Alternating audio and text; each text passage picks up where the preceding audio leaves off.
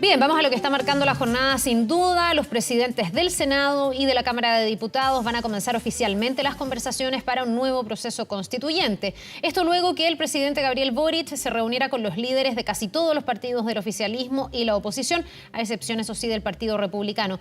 Queremos conversar sobre este y otros temas. Nos acompaña el ex convencional constituyente Felipe Arboe. Muchísimas gracias por estar con nosotros y bienvenido, Felipe. ¿Qué tal, Carla? Gusto saludarla. Buenos días.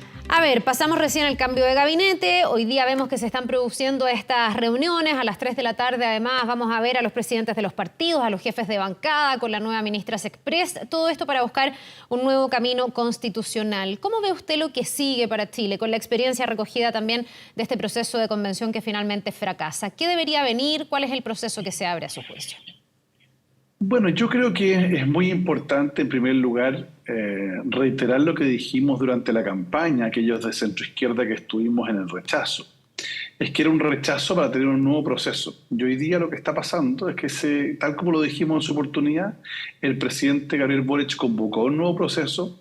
Todas las fuerzas políticas con representación parlamentaria están instalados en una mesa de conversaciones liderada por el presidente del Senado y la Cámara de Diputados. En consecuencia, creo que va avanzando de buena forma este proceso. Yo lo que espero ahora es que ojalá dentro de los próximos 15 o 20 días los partidos con representación parlamentaria, junto con escuchar a la ciudadanía, puedan presentarle al país, digamos, un proyecto de reforma constitucional que haga viable el nuevo proceso constituyente con reglas adecuadas, digamos, para que no repitamos los mismos errores que cometimos nosotros en el primer proceso. Sí, ya hay un documento del socialismo democrático, algo de esto se recogió en el diario La Tercera, que propone una convención 100% electa, con voto obligatorio, con la fijación de quórums y un plazo de 6 meses para poder trabajar.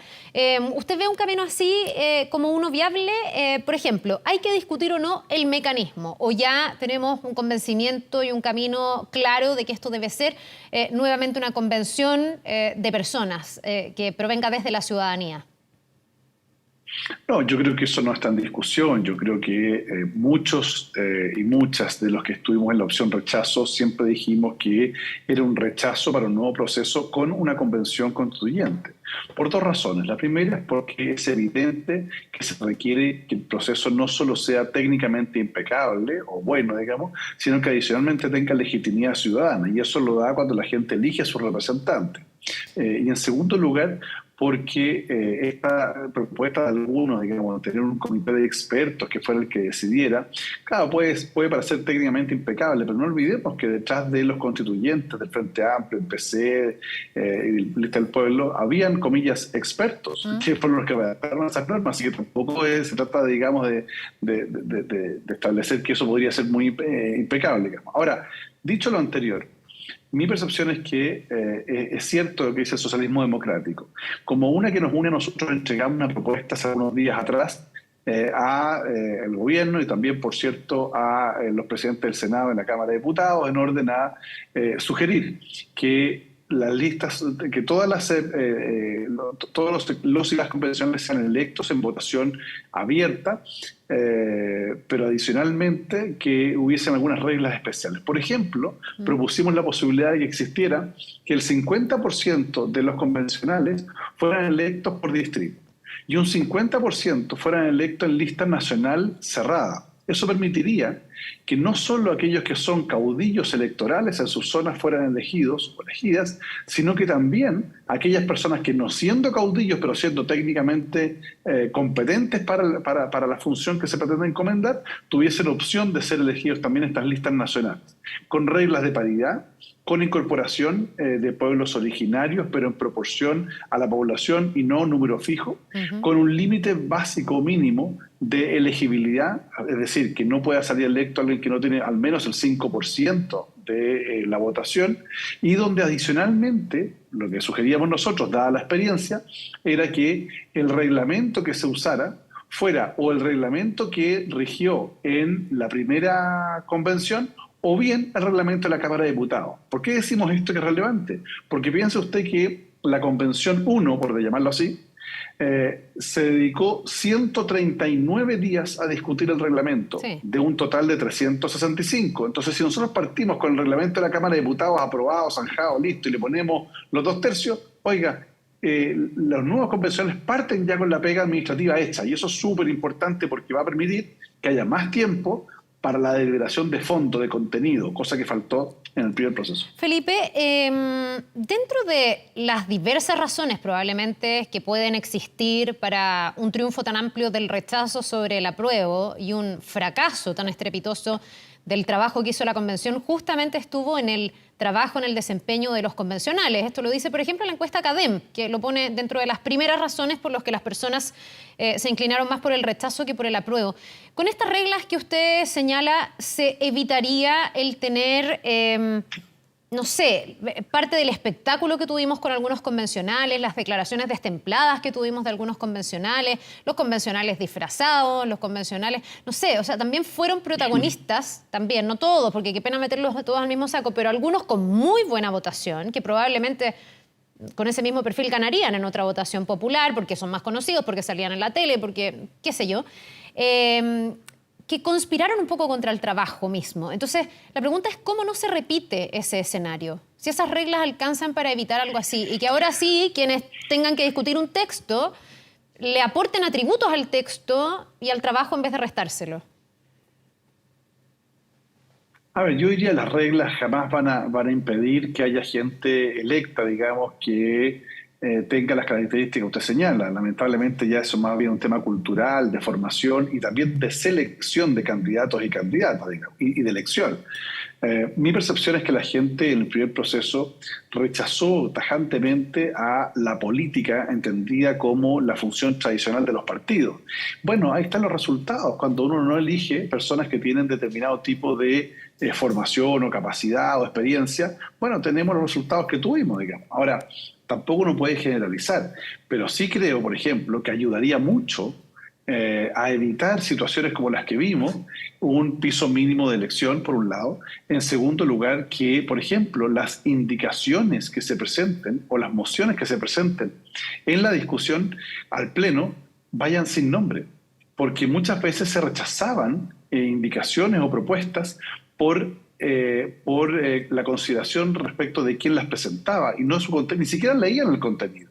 Y yo creo que si hay algo que es muy importante, es que justamente uno puede tener la capacidad de votar a favor indicaciones que vienen de un sector o de otro, en la medida que el contenido sea correcto y adecuado. Entonces creo que uno podría avanzar en ese tipo de cosas, pero más allá de que las reglas puedan ayudar en el procedimiento, mi percepción es que también es importante que aquellos que van a presentar candidatos o candidatas hagan un proceso de selección, sobre todo evitando, digamos, que tengamos espectáculos como los que vimos en el primer proceso, que son dignos también de cierta consideración a la hora del rechazo, tal como dicen las encuestas. Yo me encontré una vez con una señora que me dijo en la calle que había votado por el dinosaurio, no por la persona que estaba adentro. Yo le dije, bueno, hágase cargo, digamos, ¿no? Entonces, yo creo que no hay que hay que pensar también, la ciudadanía tiene que pensar que esto no es un cargo, es un encargo. Y por tanto hay que elegir personas que tengan capacidades o sentido común suficiente para poder hacer un texto constitucional. Esto no se trata ni de un reality, ni de otras funciones que pueden ser muy loables, pero aquí es redactar una constitución. Ya, ¿qué tan rápido debe ser este nuevo proceso? Aquí hay una discusión, hay algunos que dicen esto tiene que ser lo más rápido posible y otros que dicen, ojo, porque claro, rápido, pero que también sea bueno. A veces el tiempo puede conspirar en tener un buen trabajo y un texto que realmente cohesione. En este documento que yo le señalo, se habla ahí de no partir de cero, se habla de recoger parte del proceso constituyente que llevó adelante Michelle Bachelet, de recoger parte también de lo que quedó en este texto que finalmente no se aprueba. Partamos con eso. ¿Usted es partidario de iniciar todo esto en una hoja en blanco? ¿Hay cosas que salvar del proceso que ahora finalmente no logra capitalizar el apoyo de la ciudadanía? ¿Se le tiene que rescatar o no algo a la actual Constitución que nos rige, por más que esté cuestionada? Yo creo que a estas alturas nadie aspira a que se mantenga. Digamos, ya pareciera ser que ese cerco se corrió. A ver, yo diría, como dice la PSU, todas las anteriores, por lo siguiente, porque yo creo que efectivamente, digamos, hay cosas buenas del proceso anterior, hay artículos que son muy positivos, digamos, hay otros muy negativos, pero también hay normas en la actual Constitución que son positivas y hay otras que no están recogidas en los textos constitucionales chilenos y que pueden ser de experiencia comparada, adecuadas a nuestra realidad. Lo importante, yo diría, es que el nuevo proceso, como decía, despeje de entrada el tema del reglamento. O sea, que no sea tema el reglamento, cosa que cuando lleguen los convencionales no tengan que hacer lo que hicimos nosotros, que es organizar todo desde cero. Eso es muy importante. Que las comisiones estén determinadas, que las horarios de funcionamiento, que los secretarios, que tenga, eso esté resuelto, digamos, ¿no? Porque eso va a dar posiblemente más tiempo para discutir el contenido. Entonces, claro, si uno parte de esa base, inmediatamente lo que tiene es que puede dedicarse al contenido y ahí se justificaría eventualmente que no fuera un año, sino 8 meses o 6 meses que algunos han planteado. Eso me parece que es muy importante. Y lo segundo, yo no descartaría la posibilidad, por ejemplo, de lo que decía el presidente Lagos, que era más bien recogiendo la historia. Cuando fue la Constitución de 1925, Arturo Alessandri lo que hizo fue que mientras se formaba la Convención Constituyente, convocó a un grupo de expertos y expertas para que hiciera una especie como de borrador, que no es vinculante ni mucho menos, y los constituyentes podrían eventualmente tomar en consideración o no, que recoja, como usted dice, temas positivos del proyecto de convención que se rechazó, o bien de experiencia comparada o de los textos vigentes, en definitiva que haga eso. Pero también es difícil porque la pregunta es, bueno, uno, ¿quién decide quién es experto? Porque evidentemente, no tengo idea, uno podrá decir que los profesores de Derecho Constitucional son expertos. Pero bueno, ya vimos los resultados de las propuestas que tenía Jaime Baza y Fernando Hacha, digamos que puede tener un doctorado, pero al final del día no fueron compatibles con lo que la ciudadanía planteaba, ¿no? Entonces creo que ahí hay un tema. ¿Quién define quién es experto? Y segundo, ¿cómo los expertos van a decir qué es lo bueno o lo malo que hay que tomar del texto anterior? Entonces yo creo que en la práctica, y yo estoy haciendo ya un ejercicio de análisis de realismo, mi percepción es que va a ocurrir que se plantee eso, que se plantee desde un hoja en blanco. Ahora, para finalizar, yo creo que sí es muy importante que se mantengan las inhabilidades que nos afectan a nosotros. O sea, yo creo que no... He escuchado a algunas personas por ahí incluso escuchaba a Elisa Loncón decir que quería ser de nuevo constituyente. Si ya fuimos constituyentes, sí, ya no logramos el cometido y lo que corresponde es que la gente elija nuevas personas. Ya, o sea, ningún ex convencional debería ser parte de una nueva convención. ¿Usted cree que se deberían quedar todos afuera? O sea, de hecho, si uno aplica la norma vigente en la Constitución, no podemos. Tenemos inhabilidad de 1 año para participar en la elección. Así es que yo creo que eso tiene que mantenerse, porque está esta lógica de que el resto no se repite el plato, pero nosotros sí, a mí no me parece que sea presentable. Ya, respecto del tiempo que debe durar este proceso, algunos ponen como horizonte los 50 años del golpe del próximo año, entonces tienen también ahí como ciertos umbrales, por ejemplo, que sean 6 meses de discusión. El CERVEL había dicho además que tienen que pasar, no me acuerdo si 115 o 125 días de aquí a que puedan convocar nuevas elecciones. Esto significaría, no sé, que esto podría comenzar a principios del próximo año. Entonces algunos dicen ahí 6 meses para llegar a esa fecha que es simbólica con un nuevo texto constitucional. ¿Usted cree que hay un plazo que sea mejor? ¿Esto se debe determinar? ¿Le parece que esa fecha simbólica tiene algún sentido en la discusión de la Constitución? No, el primero, efectivamente el CERVEL dijo 125 días. Esto sería, por ejemplo, si el presidente de la República pudiese, o sea, si el acuerdo que se ha empezado a fraguar en el Congreso llega a puerto y el presidente de la República pudiera estar antes del 5 de octubre promulgando la reforma constitucional que establece los nuevos plazos, podríamos tener eventualmente elecciones de convencionales en el mes de enero. Y eso implicaría, por ejemplo, que si uno piensa en 6 meses, en julio o en agosto podría tener terminado. Yo no le doy a la fecha simbólica de los 50 años, digamos, un hito relevante en materia de constituyente, porque creo que esta Constitución, si hay algo que tiene que hacer, es mirar finalmente hacia el futuro, partir de la experiencia, pero mirar al futuro. Y de una vez por todas estar condicionando que el proceso tiene que terminar en tal o cual fecha porque se conmemoran los 50 años, me parece que eso no tiene mucho sentido. Yo creo que hay que dejar un poquito los simbolismos de lado y ser muy concretos y prácticos, porque Chile no se puede permitir tener un nuevo proceso constituyente que vuelva a fracasar sobre la base de personas que quieren redactar una constitución para un país imaginario, digamos, que eso no corresponde.